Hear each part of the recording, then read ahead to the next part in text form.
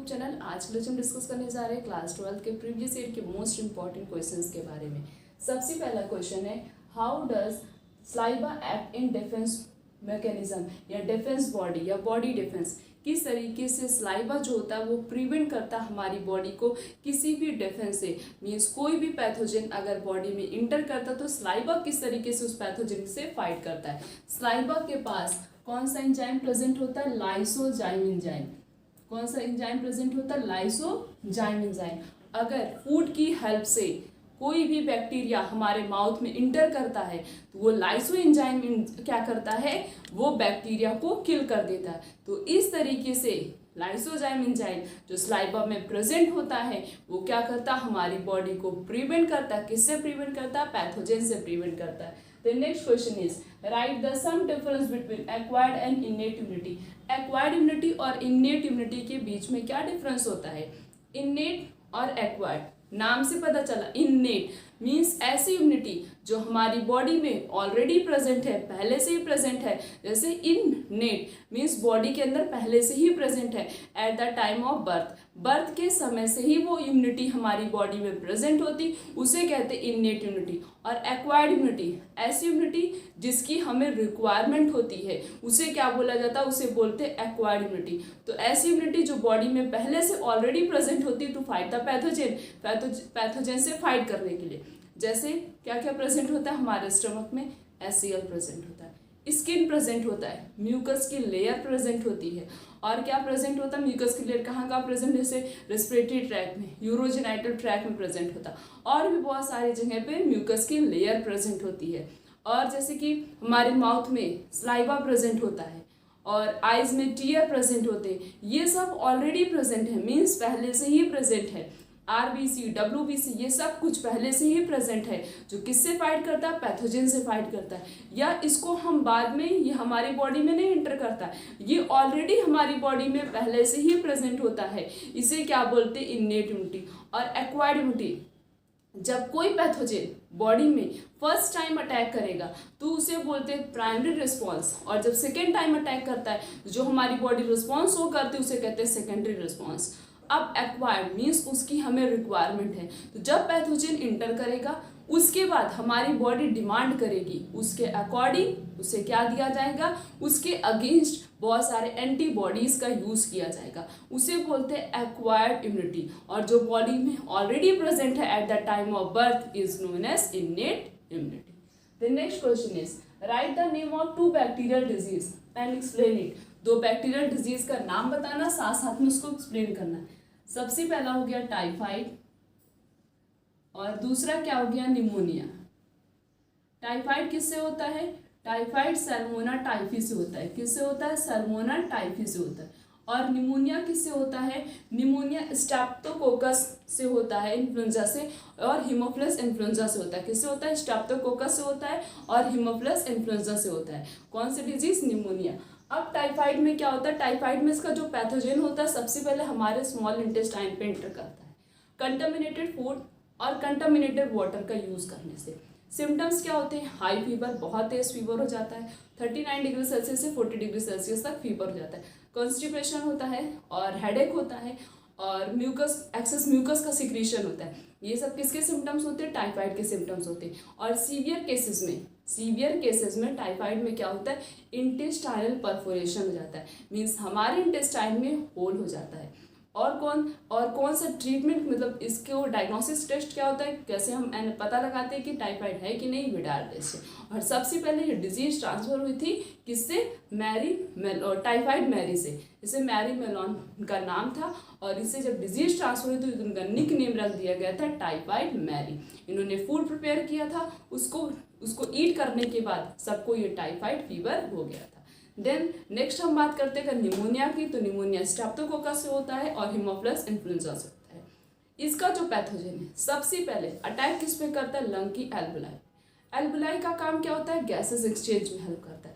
जब ये लंग की एल्वुलाई को अटैक करता, उस पर अटैक करता तो वहाँ पे फ्लूइड फिल्ड हो जाता है अल्वोलाई के अंदर, जिसकी वजह से प्रॉपरली गैसेस एक्सचेंज नहीं हो पाती। और जब गैसेस एक्सचेंज नहीं हो पाती तब क्या होता है, तब ब्रीथिंग में प्रॉब्लम होती है। मीन्स निमोनिया में ब्रीथिंग में प्रॉब्लम होती, इसमें लंग नहीं डैमेज होता है, लंग की एल्वोलाई डैमेज होती। और निमोनिया में सीवियर केसेस में क्या होता है, जो हमारी आइज होती हैं और जो हमारे फिंगर के नेल्स होते हैं वो कैसे हो जाते हैं, उनका कलर जो होता है वो ग्रे से ब्लूइश कलर का हो जाता है। ये कब होता है, सीवियर केसेस में। और दोनों ही कैसी डिजीज होती है, टाइफाइड और निमोनिया दोनों ही कम्युनिकेबल डिजीज है, मीन्स दोनों ही इन्फेक्शियस डिजीज है। जो एक पर्सन से दूसरे पर्सन में ट्रांसफर होती है उसे कहते हैं इन्फेक्शियस डिजीज, या उसे हम कम्युनिकेबल डिजीज भी बोल सकते हैं। तो वो दोनों ही डिजीज कम्युनिकेबल होती हैं, जो एक पर्सन से दूसरे पर्सन में ट्रांसफर होती है। The next question is write the treatment of cancer. Cancer के ट्रीटमेंट का नाम लिखना है। सबसे पहला हो गया जैसे सर्जरी, और द नेक्स्ट हो गया इम्यूनोथेरेपी, जिसे हम कीमोथेरेपी भी बोलते हैं। And next is alpha interferon का यूज किया जाता है, और ये किसके अंदर आता है, ये बायोलॉजिकल ट्रीटमेंट के अंदर आता है। अल्फा इंटरफेरॉन का यूज किया जाता है, किस लिए किया जाता है, to destroy the tumour cell. Tumour cell को डिस्ट्रॉय करने के लिए अल्फा इंटरफेरॉन का यूज किया जाता है। और क्या था, सर्जरी हो गया। सर्जरी में क्या किया जाता है, जो भी हमारी ट्यूमर सेल्स होती है उनको कट करके बॉडी से रिमूव कर दिया था। और कीमोथेरेपी और इम्यूनोथेरेपी मीन्स किसी पर्टिकुलर केमिकल का यूज किया जाता है। और बायोलॉजिकल ट्रीटमेंट के अंदर क्या आता, अल्फा इंटरफेरॉन आता। अल्फा इंटरफेरॉन का यूज कहाँ किया जाता है, अल्फा इंटरफेरॉन का यूज किया जाता है ट्यूमर की सेल को डिस्ट्रॉय करने के लिए। The next question is what are fermenters. Fermenters क्या होते हैं। फर्मेंटर्स का मतलब होता है कि जब इंडस्ट्री में हम लार्ज वेसल्स में किसी भी सब्सटेंस की ग्रोथ कराते हैं उसे कहते हैं फर्मेंटर्स। मीन्स लार्ज वेसल्स में हम क्या करेंगे, माइक्रोब्स की ग्रोथ कराएंगे, और यही जो माइक्रोब्स की ग्रोथ कराई जा रही है लार्ज वेसल्स में उसे क्या बोला जाता है, उसे बोला जाता है fermenters. The next question is write the difference between in situ and ex situ conservation.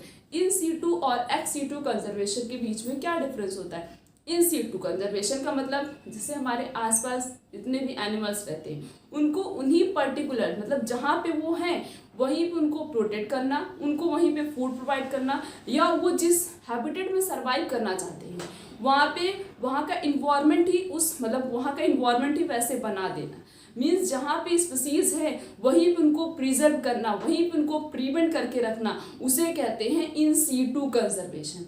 और जब हम कोई स्पेशल प्लेस बना लेते हैं, स्पेशल जगह बना लेते हैं, या स्पेशल एक पर्टिकुलर प्लेस प्रोवाइड कराते हैं किसी भी स्पीसीज को कि वहाँ पे वो सरवाइव करे, उसे कहते हैं एक्स सीटू कंजर्वेशन। जैसे कि अलग अलग क्या बना लेना, सीड बैंकिंग का यूज़ करना, या क्रायो प्रिजर्वेशन हो गया। इसमें क्या कहता है, या कोई स्पीसीज खत्म हो चुकी हैं या खत्म होने वाली हैं या फिर खत्म हो चुकी, उनका हम तब भी क्या करेंगे, उन बहुत सारी चीज़ें हम प्रिजर्व करके रखे रहेंगे। अगर वो स्पीसीज खत्म भी हो गई तब भी हम क्या करेंगे, उसका यूज़ करके हम बहुत सारी नई स्पीसीज का फॉर्मेशन कर सकते हैं। तो ये जो खत्म हो चुकी हैं या खत्म होने वाली हैं, ये सब किसके अंदर आता है, एक्स सीटू कंजर्वेशन के अंदर आता है। बट जहाँ पे स्पीसीज सर्वाइव कर रही हैं वहीं पे उनको प्रिजर्व करके रखना, उनको वहीं पे प्रिवेंट करना, बचा के रखना, proper environment proper habitat provide कराना, उसे कहा जाता है इन सीटू कंजर्वेशन। तो ये डिफरेंस है इन सीटू और एक्स सीटू कंजर्वेशन के बीच में। The next question is what is gene therapy. Explain. Gene therapy क्या होता है, इसको एक्सप्लेन करना है। जीन थेरेपी नाम से पता चल रहा है कि पर्टिकुलर जीन का यूज़ करना, मतलब कोई भी जीन हमारी बॉडी में डिफेक्टिव हो चुकी है, मीन्स ये एब्सेंट है, उसी जीन को बॉडी के अंदर इंसर्ट कराना, उसे बोलते हैं जीन थेरेपी। अब इसे एक्सप्लेन करना है तो एक 4 साल की बच्ची थी, 4 ईयर गर्ल थी, 1990 में उसकी बॉडी के अंदर एडीए एंजाइम की डिफिशियंसी से उसको ट्रीट करने के लिए, मतलब उस एंजाइम को इंसर्ट कराने के लिए तब जो है सबसे पहले इस जीन थेरेपी की डिस्कवरी हुई थी कि एक्चुअली जीन थेरेपी होता क्या है। सबसे पहले ये एंजाइम उसकी बॉडी में सबसे पहले लिम्फोसाइट के अंदर इंसर्ट कराया गया था। बट लिम्फोसाइट का अपना एक लाइफ स्पैन होता है, तो उस लाइफ स्पैन तक वो लिम्फोसाइट सर्वाइव करेगा, उसके बाद उसकी डेथ हो जाएगी। जब लिम्फोसाइट की डेथ तो वो एंजाइम भी क्या होगा, इनएक्टिव हो जाएगा। बट उसके बाद ये सोचा गया क्यों ना हम इस एडीए एंजाइम को बेबी के एम्ब्रियोनिक डेवलपमेंट के समय ही उसकी बॉडी के अंदर अगर हम इंसर्ट करा देंगे तो वो क्या होगा, परमानेंट के लिए क्यूरेबल होगा। तो अगर एडीए एंजाइम को उसके एम्ब्रियोनिक डेवलपमेंट के समय ही उसकी बॉडी में इंसर्ट कराया जाता है तब वो क्या होता है, उसके लिए परमानेंट क्यूरेबल होता है। बट अगर लिम्फोसाइट में हम इंसर्ट कराएंगे तो वो परमानेंट के लिए क्यूरेबल नहीं होता है। Then next question is what is adaptation. Adaptation क्या होता है? कभी कभी ऐसे भी क्वेश्चन पूछा था कि जो डेजर्ट में प्लांट्स रहते हैं, एनिमल्स रहते हैं, वो कैसे वहाँ पे अडाप्ट करते हैं। एडाप्टेशन एक्सप्लेन करना है हमें जो प्लांट डेजर्ट एरिया में सर्वाइव करते हैं। एडाप्टेशन एक्सप्लेन करना जो एनिमल्स जो है डेजर्ट एरिया में सर्वाइव करते हैं। तो यहाँ पे एडाप्टेशन पूछा गया है क्या होता है। एडाप्टेशन का मतलब होता है जैसे कि ऐसा सूटेबल इन्वायरमेंट मिलना और वहाँ पे हम प्रॉपरली सर्वाइव कर सकें, प्रॉपर वहाँ पे रिप्रोडक्शन भी कर सके और फर्दर एक्टिविटी जो होती वो सब स्पीसीज परफॉर्म कर सके, उसे कहते हैं एडाप्टेशन। अभी कोई भी स्पीसीज है जैसे बैक्टीरिया है, वो जहाँ पे सर्वाइव करता है, अगर उसको हम बहुत ज़्यादा मतलब वो जैसे नॉर्मल टेम्परेचर पे सर्वाइव करता है, अगर हम उसको ज़्यादा टेम्परेचर प्रोवाइड कर देंगे तब बैक्टीरिया सर्वाइव नहीं कर पाएगा। तो बैक्टीरिया क्यों, क्योंकि बैक्टीरिया कम टेम्परेचर पे सर्वाइव कर रहा, और वही कम टेम्परेचर तब हम उसको प्रोवाइड कराएंगे तब क्या होगा, बैक्टीरिया उस इन्वायरमेंट पे प्रॉपरली सर्वाइव करेगा, रिप्रोडक्शन भी करेगा, सब कुछ करेगा, जितनी भी एक्टिविटीज होती है सब परफॉर्म करेगा। बट अगर उसको ज़्यादा टेम्परेचर दे दिया जाए तो उसके अंदर जितनी भी एक्टिविटी होंगी वो सब स्टॉप हो जाएंगी। तो वही बैक्टीरिया को जो प्रॉपर इन्वायरमेंट दिया गया, बैक्टीरिया उस इन्वायरमेंट पर प्रॉपरली सर्वाइव कर रहा है, सब कुछ कर रहा है, उसे क्या बोला जाता है, एडाप्टेशन। तो मीन्स ऐसा सूटेबल इन्वायरमेंट हमें देना जहाँ पे स्पीसीज प्रॉपरली सर्वाइव कर सके। This process is known as adaptation. Then next question is explain the replication of HIV। HIV का रिप्लिकेशन कैसे होता है? अगर डायग्राम याद हो तो NCERT में proper way replication of HIV का डायग्राम बना, वो डायग्राम भी हम बना सकते हैं। सबसे पहले अगर ये पूछा जाए रिप्लिकेशन ऑफ HIV एक्सप्लेन करना, सबसे बेस्ट तरीका उसका डायग्राम बना दो और उसके 1-2 पॉइंट लिख दो। 1-2 पॉइंट में हम क्या लिखेंगे, ये जो ह्यूमन इम्यूनोडिफिशियेंसी वायरस होता है मीन्स HIV होता है, सबसे पहले हमारे मैक्रोफेज को डैमेज करता है और मैक्रोफेज में अपनी मल्टीपल प्रोजेनी बना लेता है और प्रोसेस को क्या करता है, वो रिवर्स कर देता है by the help of reverse transcriptase enzyme की हेल्प से प्रोसेस को रिवर्स कर देता है और वहाँ पे भी अपनी मल्टीपल प्रोजेनी बना लेता है। मीन्स जो DNA होता है हमारा उसको भी डैमेज करना स्टार्ट कर देता है। उसके बाद हेल्पर T लिम्फोसाइट पर अटैक करता है। हेल्पर T लिम्फोसाइट रिस्पॉन्सिबल किसके लिए होता है, इम्यून सिस्टम का रिस्पॉन्सिबल होता है। वो कंटिन्यूअस वहाँ पे भी अपनी प्रोजेनी बनाता है जिसकी वजह से हमारी बॉडी जो है उस पैथोजन से फाइट नहीं कर पाती है और इसके साथ साथ और भी फर्दर बैक्टीरिया, वायरसेस, पैथोजन हमारी बॉडी पर अटैक करने लगते हैं। और इस डिजीज में मीन्स एड्स में HIV क्या करता है, एड्स कॉज करता है और एड्स में क्या होता है, हेल्पर T लिम्फोसाइट के नंबर कंटिन्यूअस डिक्रीज हो जाते हैं। क्यों डिक्रीज हो जाते हैं, क्योंकि ये जो पैथोजन होता है वो अपनी मल्टीपल प्रोजेनी बना लेता है। अगर कोई हेल्पर T लिम्फोसाइट नया बना भी तो उसको वो क्या करता है, डिस्ट्रॉय कर देता है। तो यही पूरा रिप्लिकेशन ऑफ HIV है। इस तरीके से HIV हमारी बॉडी पे अटैक करता है। The next question is what is alpha interferon? Write their importance. Alpha interferon क्या होता है?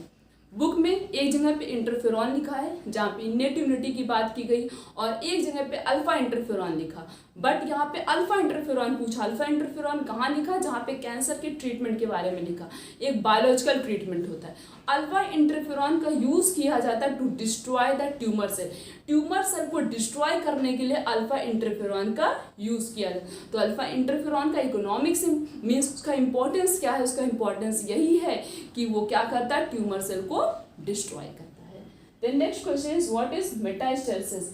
मेटास्टेसिस क्या होता है, जब जो ट्यूमर सेल्स होती हैं वो कंटिन्यूअस डिवाइड करती हैं और साथ साथ में जो नॉर्मल सेल होती है उसको भी अपने कांटेक्ट में लेके आती और उसको उसके अंदर भी कैंसीरियस सेल का फॉर्मेशन हो जाता है जिसकी वजह से नॉर्मल सेल भी कैंसीरियस सेल बन जाती है और वो भी क्या करेगी, कंटिन्यूअस डिवाइड करेगी। तो यही जो सेल है मीन्स कंटिन्यूअस इन सेल के अंदर डिवीजन हो रहा है। This type of property is known as metastasis. तो हमने इस पूरे लेक्चर में प्रीवियस ईयर के मोस्ट इंपॉर्टेंट क्वेश्चंस के बारे में डिस्कस किया। आने वाले लेक्चर में इस तरीके से और भी बहुत सारे क्वेश्चंस के बारे में डिस्कस करेंगे। आज का लेक्चर यहीं तक। Thank you.